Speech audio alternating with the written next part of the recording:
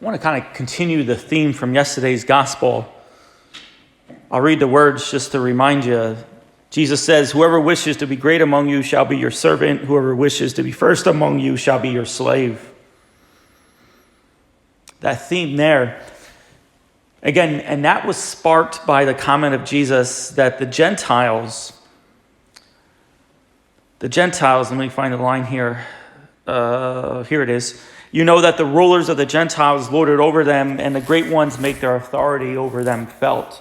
And again, that was brought up in context to James and John wanting to sit at the right and the left of Jesus. Again, the idea that they wanted power.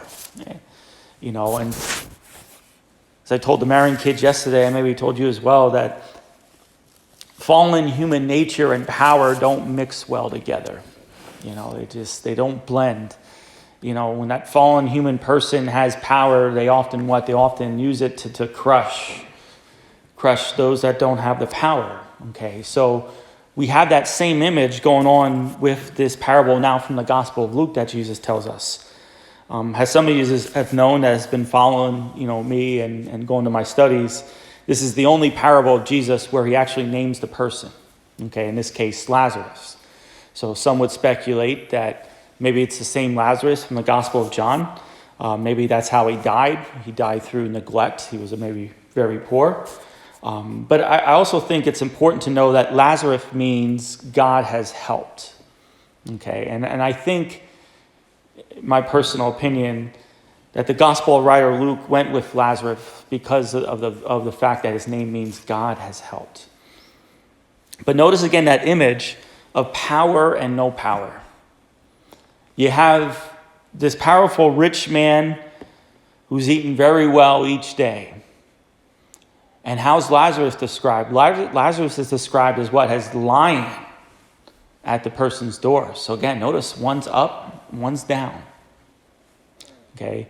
And Lazarus is so down, that he's covered with sores. And to make it even worse, dogs, that is unclean animals, okay, to the Jewish person, would come and lick his sores, again, therefore making him unclean. So that's where we're at here. We have a guy here. But again, what is Jesus' commands from yesterday's gospel? Whoever wants to be great among you shall be your servant. Here is the opportunity for the rich man to serve Lazarus. It's right here. Here's the opportunity. Here's the opportunity to use his power not to crush, but to use his power in the form of servitude. To use his power to help those who are powerless. Just like the mindset and the heart of Jesus Christ. Again, like I said yesterday, when is Jesus Christ lower than his apostles? When he's washing their feet. When is Jesus above the apostles? When is he looking down at the apostles? He's looking down from the cross. God's always in the mindset of servitude.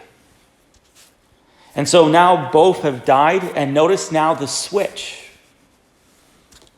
How's Lazarus' death described? He's described as what? As the angels taking him up, raising him. And what's the rich man? What happens at his death? Buried. Notice the change there, okay? Again, thinking of like the Beatitudes, thinking of the Magnificat of Mary, he shall lift up the lowly, that type of mentality. But there's the switch at the moment of death. One is elevated, one is lowered down. And then finally, we see that really Lazarus hasn't changed much. Why do I say that? Well, notice that he keeps asking Lazarus to do the stuff for him. Abraham, send Lazarus to give me some water. Abraham, send Lazarus to go talk to my brothers. Even after death in the place of torment, the rich man kind of, there's no service. There's no servitude in the heart of the thing. He wants somebody else to do it for him. So again, all this is said, all said and done.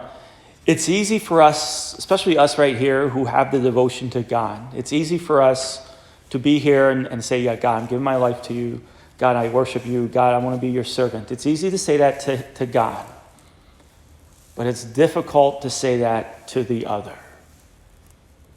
Because we can always find numbers of excuses of why we can't help somebody.